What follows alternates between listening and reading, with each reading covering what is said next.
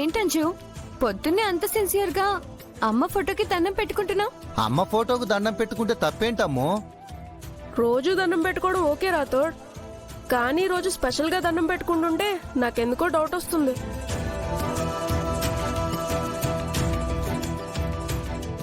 చెప్పంజు, ఏమన్నా తప్పు చేసావా?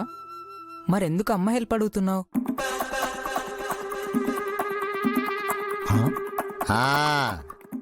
ఏముంది ఆకాశ్ బాబు, అంజు పాప స్కూల్లో ఏదో అల్లరి చేసి ప్రిన్సిపాల్ కు దొరికిపోయి ఉంటుంది.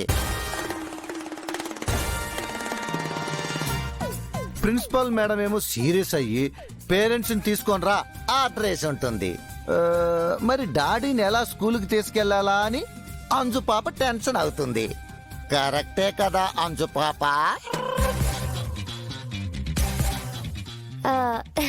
నువ్వు చాలా ఇంటెలిజెంట్ రాథోడ్, ఇట్టే కనిపెట్టేశావు.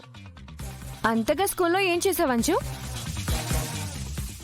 నేనేం చేయలేదు. నీ గురించి మాకు తెలీదా? నువ్వేదో చేసే ఉంటావులే. అంటే మీరు నన్ను నమ్మరా? మేము అస్సలు నమ్మం. నమ్మకపోతే పోండి. మీరేమో వేరే క్యాంపస్ కి షిఫ్ట్ అయిపోయారు, నన్నేమో సేమ్ స్కూల్లో కంటిన్యూ చేస్తున్నారు. అక్కడ నేను ఒంటరిదాన్ని అయిపోయా, నాకు ఎవరు తోడు లేరు. అదేంటంజు పాప, నీకు ఫ్రెండ్స్ ఉన్నారు కదా? వాళ్ళంతా దీని గోల భరించలేక ఎప్పుడో ఎనిమిస్ అయి ఉంటారు. మేము అక్కడ ఉండుంటే ఎలాగో మేనేజ్ చేసేవాళ్ళం. అంజు సర్వైవ్ అయ్యేది.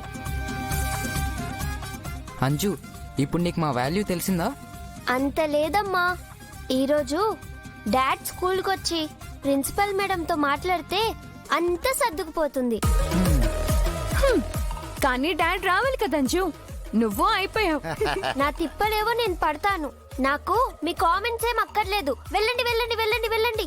All the best Anju. Good luck Anju. Take care అంచు. పోండి పోండి.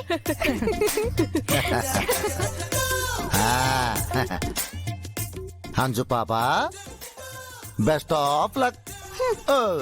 ఏంటి రాథోడ్, నువ్వు కూడా వాళ్ళలాగే మాట్లాడుతున్నావు. అంతకు మించి నేనేం చేయను అంజు పాప. రాథోడ్, నా కోసం స్కూల్కి వచ్చి ప్రిన్సిపల్ మేడంతో మాట్లాడమని నువ్వు డాడ్ తో చెప్పొచ్చు కదా. నువ్వు నా 1 month శాలరీ అడుగు, ఆనందంగా ఇచ్చేస్తా. హాలిడేస్ కి జాలీ ట్రిప్ తీసుకెళ్ళమని చెప్పు, నేను తీసుకెళ్తా. అంతేగాని నా వల్ల కాని పనులు మాత్రం నాకు చెప్పొద్దమ్మో.